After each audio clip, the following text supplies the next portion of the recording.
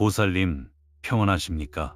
동창회나 각종 모임에 나가보면 꼭 그런 분이 계시지요. 유독 목소리가 커서 자식 자랑, 돈 자랑으로 좌중을 휘어잡으려는 사람 말입니다. 그 화려한 입담에 주눅이 들기도 하고 한편으론 참 대단하다 부러워하기도 하셨을 겁니다. 그런데 말입니다.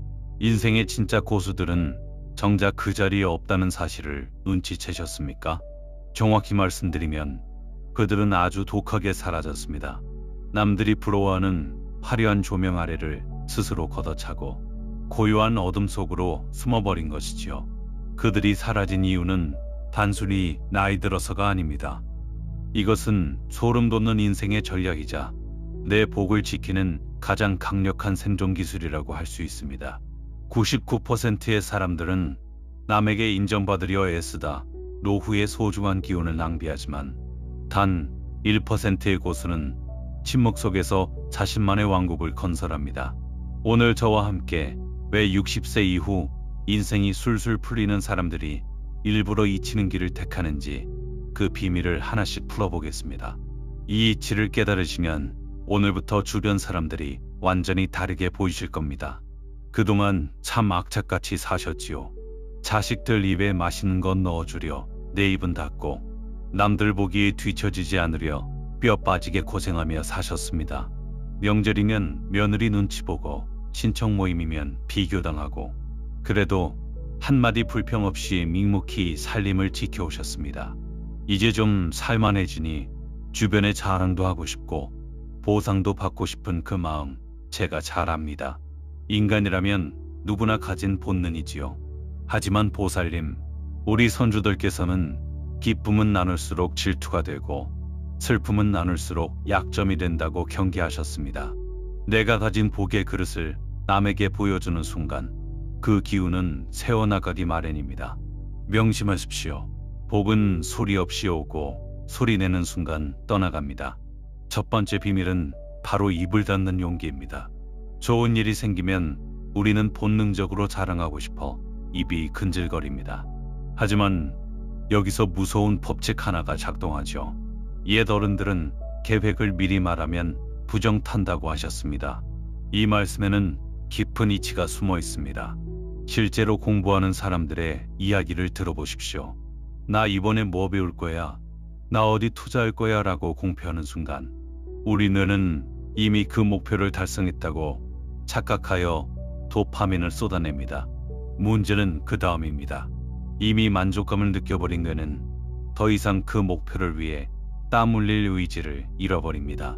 마치 구멍난 항아리에 물을 붓는 것과 같지요.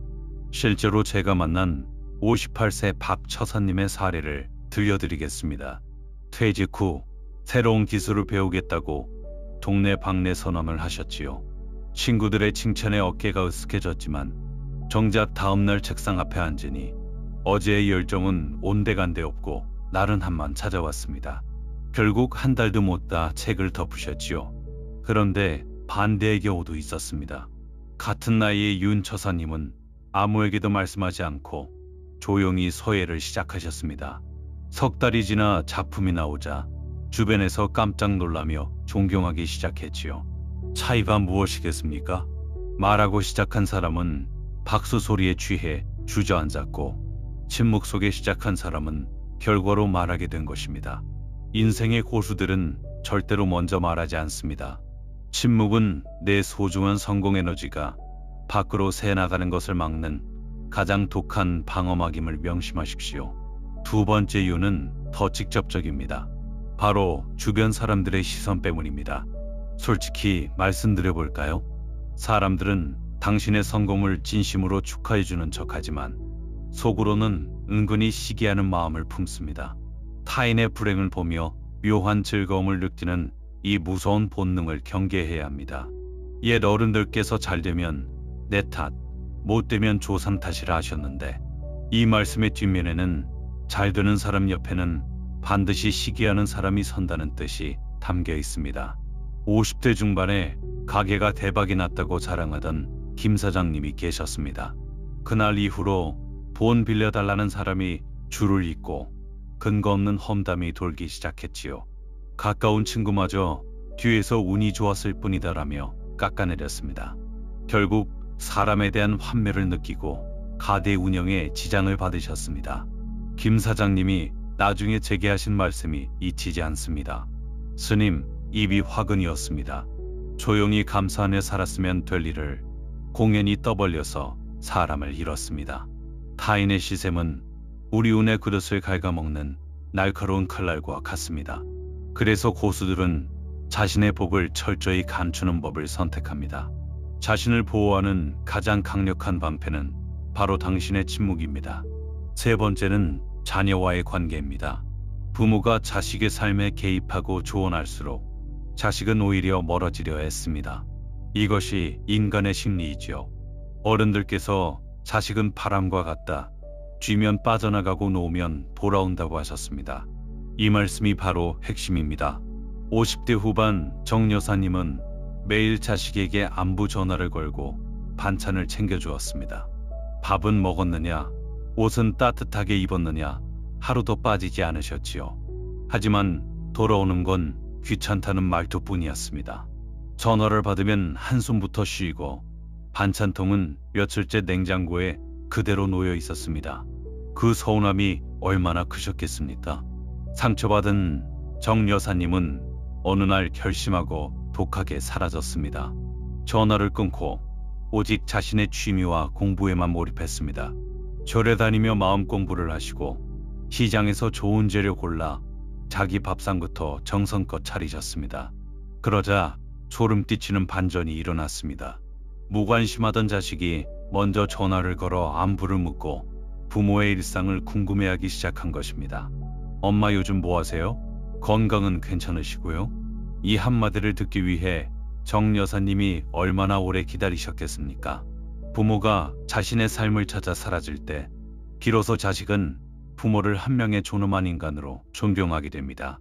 언제든 손 닿는 부모보다 스스로 빛나며 멀리 있는 부모가 더 매력적인 법입니다. 보살님, 처사님, 인생 후반전의 진정한 성공은 남들의 박수 소리가 아니라 당신의 고요한 침묵 속에서 결정됩니다.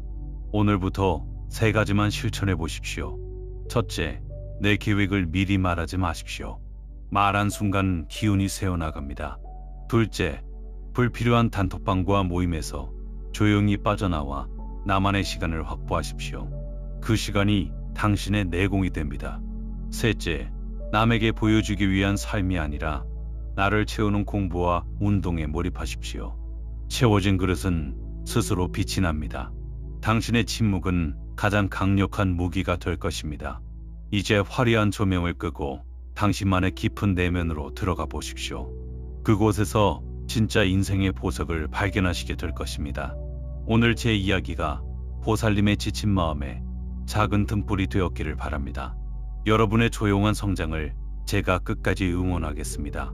꼭 이루어지길 바라는 소망을 아직 댓글에 남기지 않으셨다면 지금 이 순간 바로 적어주십시오. 건강이든 재물이든 가족의 행복이든 무엇이든 좋습니다. 여러분의 간절한 마음이 모이면 그 기운이 실제로 삶을 바꾸는 힘이 됩니다. 아직 구독하지 않으신 분들은 지금 바로 구독과 좋아요 그리고 알림 설정까지 꼭 눌러주십시오. 좋은 지혜를 가까이 하는 것, 그 자체가 복에 다가가는 행동입니다. 주변의 가족이나 지인에게 이 영상을 꼭 나눠주십시오. 좋은 말씀을 함께 나누는 것이 복을 2배로 키우는 일입니다. 건강하시고 모든 소원 다 이루시길 간절히 기도하겠습니다. 부처님의 가피가 보살님의 삶 구석구석에 스며들기를 축원합니다. 나무 아미카불 관세음보살.